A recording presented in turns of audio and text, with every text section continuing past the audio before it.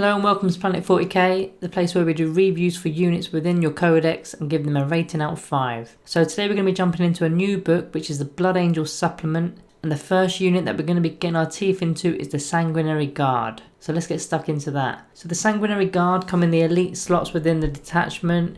You can take them in squads between 4 and 10 models. They're 30 points per model, and you can add any upgrades on top, which we'll go over later in the video. If you are playing power, then there'll be 7 power level. That's for a min unit of 4. And if you want more than 4, it's going to be going up to 17 power. So starting off with the noteworthy keywords. So of course they've got the Blood Angels keywords. They're an infantry unit. They've got the core keyword, which interacts with a lot of HQs and rules within the book. They've got jump packs.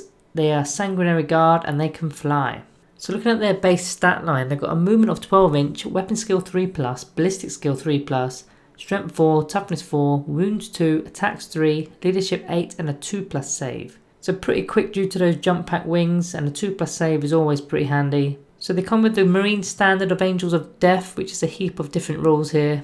I mean, as this is the first Blood Angels review, I'll go over all of those rules in a little bit more detail, just so that we don't presume everybody knows what they are. In future Blood Angels videos, I'll probably just be referring you back to this one. So it begins with Thou Shalt Know No Fear. That's the first part of the rule, which allows units within the detachment to ignore modifiers to their combat attrition tests within the morale phase. Next we've got Bolter Discipline, which replaces the standard rapid fire rules, and instead you make the double amount of shots if you're either at half range, either you're an infantry model and remain stationary, or you're shooting with the Terminator or Bike Squad. Now the Sanguinary Guard don't carry the rapid fire weapon, so this is not actually that important, but just for reference sake I'm putting that here. The third part of the Angels of Death is Shock Assault, which is in the fight phase. If your unit charged, were charged or heroically intervened on this turn, then you will be gaining an additional attack per model within the unit. Then the final ability within Angels of Death is Combat Doctrines. So if all your units have the Adeptus Astartes keywords, then you'll be gaining this each battle round. So during the first battle round is the Devastator Doctrine, which gives you an additional -1 AP modifier to all heavy and grenade weapons for the battle round. For the second battle round you're in the Tactical Doctrine, so this gives you a -1 AP modifier for all rapid fire and assault weapons. From the third battle round you can either keep the Tactical Doctrine in play or move to the Assault Doctrine, which improves the AP modifier by 1 for all pistols and melee weapons.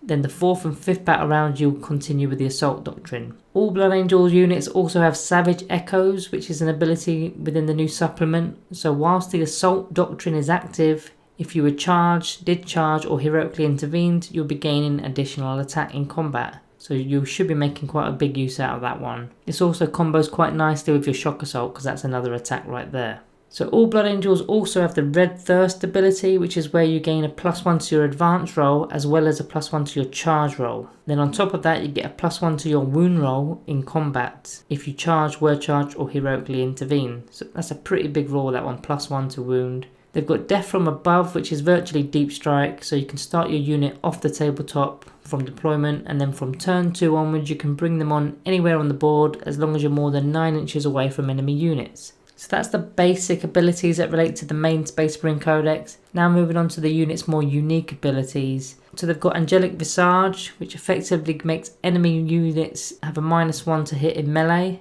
Nice. And then finally they've got the Hairs of Ascalon. So models making an attack that are within 6 inches of your Blood Angel's Warlord will gain a +1 to their hits roll. So this is quite useful because you won't require a Chapter Master or a Captain or any of those types of HQs that give you a +1 to hit. So you could just have a full sanguinary list. So that's all the abilities that they have access to from their datasheet. Next I want to talk about the weapon options, and there's quite a few of them. So they come stocked with the Angelus Bolt Gun and the Encarmine Sword, along with the Frag and Crack Grenades of course. So let's take a look at those first before we check out the upgrade. So the Angelus Bolt Gun is at 18 inch range, Assault 2, Strength 4, -1 AP and 1 damage. So it's effectively a better bolt gun. You're always going to be getting 2 shots, even if you're firing right back at 18 inch range. And you can advance with it too, which is probably what you want to be doing considering your Blood Angels and you want to be getting into combat as you're a close combat orientated army. So losing that 24 inch range with the standard bolt guns kind of doesn't matter too much. Also that -1 AP modifier is quite a nice bonus, which will eliminate most weak infantries within a flash. The Encarmine Sword is strength +1, making it strength 5, -3 AP and 2 damage. So this weapon is quite good because your guys have 3 attacks base, Then with Shock Assault you're going to make it up to 4 attacks on the charge, and then if you're using the Assault Doctrine with Savage Echoes you're up to 5 attacks per model. You're hitting on 3s and maybe even 2s if you're near a character nearby.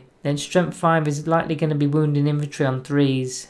4s if you're playing those Toughness 5 armies such as Death Guard. And don't forget the Red Thirst ability as well, giving you a +1 to your wound rolls. Then that -3 AP leaves effectively no save and 2 damage a pop. That's going to remove models from the battlefield for sure. So I do like the sword if I'm honest, but let's see how those upgrades could improve the unit even further then. So any number of models can have the Angelus Bolt Gun replaced with one of the following. So you can either have an Inferno Pistol or a Plasma Pistol. So let's have a quick look at both of those. So for 5 points you can get the Inferno Pistol. It's only a 6-inch range pistol. It's strength 8, -4 AP, and the damage is D6. And if you shoot within half range, which is obviously 3 inches, the damage will be D6 +2. So only a 6-inch range here. This thing's virtually a melter but at the size of a pistol. Strength 8 will hurt anything within the game and wounds anything toughness 4 or below on 2s. So the great thing about this is it can be shot in combat as it's a pistol. So if you can get into combat with a toughness 4 character with a unit of these guys, then that character is in a lot of trouble just for the pistols alone. That -4 AP puts a unit on invuln saves. I mean, you'd presume a character will have some sort of invuln save. Then that D6 damage at 6 inches or within 3 inches, it's D6 +2. That's an insane amount of damage. So I'm already thinking that this weapon is an auto include just for the character assassination alone. But you can easily move away from characters. I mean, these little pistols can still be blowing up heavy vehicles within a single turn. Maybe slightly risky doing it within 3 inches in case they explode, but they've got the potential to do it. The second option for your ranged weapon upgrade is a Plasma Pistol, which also costs you 5 points. So you can fire it in 2 different modes, so either a standard mode or a supercharged mode. Both are 12-inch range pistol 1. The standard mode is strength 7 -3 AP and 1 damage. And the supercharged mode is strength 8 -3 and 2 damage. So if you do supercharge it, then any unmodified hit rolls of a 1 will kill the bearer, so it's got a little bit of a risk to that. So I think it's a much weaker weapon compared to that Inferno pistol, but it can be fired up to 12-inch range. Although I just don't like supercharging plasmas, to be honest with you. There's always a risk involved. I mean, the damage is only 2 even when supercharged, so I just want to go with the Inferno pistol if I'm honest. So that's the range option. So any number of models in the unit can have their Encarmine Sword replaced with either an Encarmine Axe or a Power Fist. So let's check those ones out. So the Encarmine Axe is a strength +2, making it a strength 6, -2 AP and 2 damage. So basically you lose a point of AP, but you gain a point in strength. So with this you originally would just be wounding most infantry units on 3s, but again because of the Red Thirst you're going to be wounding most stuff on 2s. Even vehicles are going to be getting wounded on 3s. But against your standard toughness 4 guys, it's not really having much difference because you're still wounded on 2s regardless. So I think the sword is better in that aspect, unless you're playing like Death Guard that are toughness 5. Then it makes a slight difference. So the final weapon upgrade here is the Power Fist, which is 5 points as well. It's a strength ×2, making it strength 8, -3 AP and 2 damage, but it's a -1 to your hit roll. So these are your big toys, so 4 attacks a model, potentially 5. Going in at strength 8 is nasty. And again, don't forget your Red Thirst, that gives you that +1 to wound. So even those toughness 7 vehicles are still getting wounded on 2s. -3 AP is perfect amount for removing any effective save, and 2 damage just removes models. That -1 to hit does nerf you slightly, but if you're within 6 inches of a warlord or a buffing character nearby, then it cancels that nerf out. So it's quite a good value for Power Fist, as they're normally more than 5 points, and it is a valid option. I mean, I can't quite decide whether I like the Encarmine Sword or the Power Fist. Both are -3 AP and 2 damage. I suppose it depends on what your Sanguinary Guard are doing within your list. If your army's lacking the bigger melee weapons, then put your fists on. But if it's got it covered, then go with the sword so that you don't have that -1 to hit modifier. So that's the abilities covered and the weapons covered. So next I wanted to look at some book synergies, starting off with the Stratagems. So Descent of the Angels for 1 CP. So this is for core units that have the jump pack keyword. So it's done in your movement phase on the turn that you entered the battlefield. You pop the stratagem, and then it will prevent any modifiers to your charge roll, but more importantly it will give you a +1 to your hits roll. So remember those Power Fists that were -1 to hit? You can scratch that off this turn, although it is slightly risky because you now need to be making a 9-inch charge as you've just came from reserves. It does become an 8-inch charge due to your Red Thirst, but it's still potentially a banana skin and a CP loss. You do have command rerolls, I suppose. Unbridle the Door for 1 CP, built specifically for Sanguinary Guard.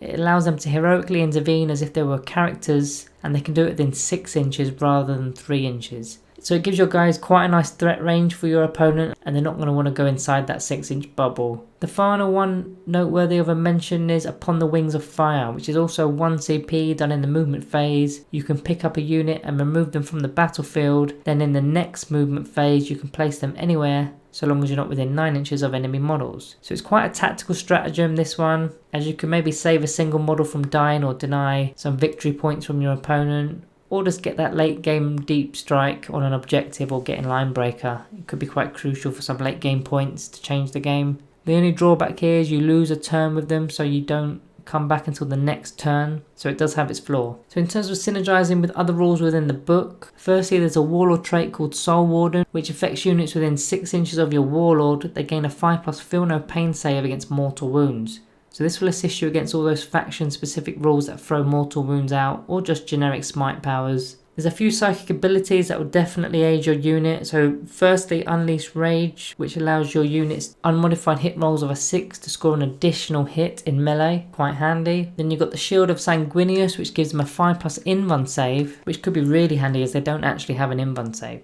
So if you were to select any of your Blood Angels relics for your characters within the detachment, there's also a few bits and bobs here to assist your Sanguinary Guard. So the Wrath of Baal is a relic that gives the bearer a 6-inch aura for jump units to add 2 inches to their movement. So that could be pretty cool, though it's not that essential. Icon of the Angel that gives units within 6 inches of the bearer a reroll to their charge roll. That one is pretty handy, especially in Deep Strike. As I said, you don't want to be failing that 8-inch charge, so you can put it on a character and then deep strike them alongside your guys. So finally we're going to talk about other units within the book that can help. So obviously the main guys here like Dante will be buffing any core units, re-rolling hit rolls. All the chapter masters and whatnot do that kind of thing. The Sanguinea gives you that extra attack unless you've used your shock assault attack this round. So that would be like the second round, third round of combat, you'll be getting that. The Sanguinary Priest is useful because it'll be giving your guys a 6+ feel no pain save, which is a roll for any wounds that you lose. On a 6+ you ignore it. He can also heal wounds to your guys and even turns on the assault doctrines even when they're not on, so that's pretty handy as well. The final noteworthy unit to mention here is the Sanguinary Ancient, which is a +1 to your hit rolls due to its chapter banner, but he's also got the Astartes banner which gives him +1 to your leadership, and then if any of your Sanguinary Guard models were destroyed on a 4+, you can still make a final attack before dying, so pretty sweet. So to summarise these guys, they've got a huge amount of synergy within the supplement. I'm sure there's probably more to add here, there's just tons, so they can be buffed from so many different places. The unit itself is pretty decent. The jump packs obviously make them feel like a fast attack option, even though they're an elite option. Those Inferno pistols are crazy, I really do love them. Crazy pistols, and the Power Fist is probably the way to go, especially with the amount of ways you can get a +1 to your hit roll. That will nullify that -1 hit modifier with the Power Fist. The only issue is it brings your models cost to 40 points a man, which is quite pricey. So if you can get other rules on them, such as the psychic abilities, giving them invuln saves or that reroll to charge, then it's just making them a little bit more efficient for their costs. Ideally, I wouldn't want them to be killing off a unit in my own turn. I mean, the perfect scenario would have them charge a unit and kill off most of the unit, leaving 1 or 2 models, piling around it so it can't retreat, not without spending CP anyway. That way you'll be killing that unit on your opponent's turn, so then on your turn you're free to do another 12-inch move and find another target. Now the flaws of the unit are the lack of invuln save and only 2 wounds each isn't the best. Now they cost the same sort of points as a Terminator model, but those Terminator models have a 5+ invuln save built in along with 3 wounds, which is much more durable as a unit, although they don't have that pistol I guess. So guys, before we do the rating, do me a huge favour and hit that subscribe button below, smash that like button as well. We're doing videos every weekday, Monday to Friday, and the better the Blood Angels videos do, the more frequently we'll be doing them. So we are looking to break into the Blood Angels community here on YouTube. So a big thank you to all of you that are hitting that subscribe button now. So okay, going back to the rating then, it's a tricky one here, but I'm going to be giving the Sanguinary Guard a Planet 40k rating of 4 out of 5. Now I wouldn't say they're the most durable unit, but they do have a 2+ save and that -1 to hit buff in melee. And those weapons are brutal. You don't even need to have a full unit of 10 of them. 5 of them at 200 points kitted out with a fist and pistol combo will do enough. In fact, you don't even need to get any of the upgrades in fairness. The Encarmine Sword and the Angelus Bolt Gun are still decent. So with 5 stock guys with those stock weapons, that's going to cost you 150 points, which will still do you a lot of damage to infantry units. So it kind of depends on what you're going up against. So guys, that's the first review within the Blood Angel supplement. I'm actually quite excited to be doing this book as it looks quite unique. I almost want to start doing the Blood Angels army right now really. As previously mentioned, hit that subscribe button below not to miss out on any future content. Thank you all for watching and I'll see you in the next one.